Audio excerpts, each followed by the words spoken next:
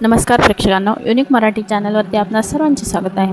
आज आपण जाणून घेणार आहोत सौभाग्यवती वृंदा मोहन या मालिकेच्या आगामी भागात काय घडू शकतो, कोणता मोठा ट्विस्ट येण्याची शक्यता आहे।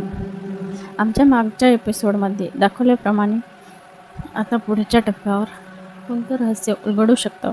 प्रेक्षकांनो, सध्या मालिकेची कथा ज्या टप्प्यावर आली आहे ते पाहता पुढचा भाग खूपच महत्त्वाचा ठरू शकतो। सर्वात पहिली आणि महत्त्वाची शक्यता म्हणजे वृंदासमोर एखादा नवीन पुरावा येऊ शकतो का।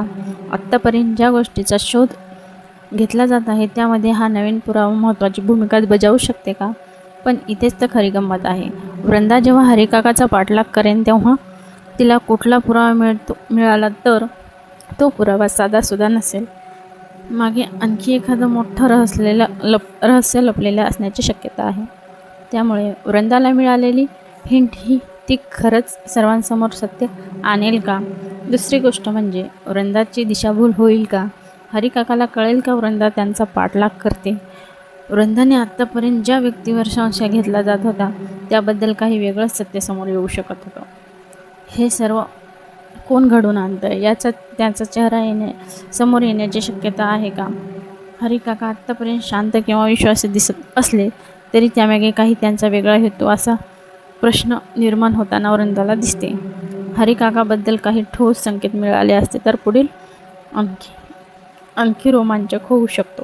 प्रेक्षकांना, माझ्या मते सर्वात मोठा ट्विस्ट असू शकतो की वृंदाला मिळालेले एखादा छोटासा संकेत थेट जुन्या प्रकरणाशी जोडला जाऊ शकतो। जर ही शक्यता खरी ठरली तर आत्तापर्यंत घडलेल्या अनेक घटनांचा अर्थ बदलू शकतो। जे काय घडत होते त्यामागे हरिकाकाचाच हात होता का, आणखी दुसरं कोणी असेल, असे सारखे वृंदाच्या मनात प्रश्न चालू आहेत। वृंदाला पडणाऱ्या प्रश्नाची उत्तरे कधी सापडतील।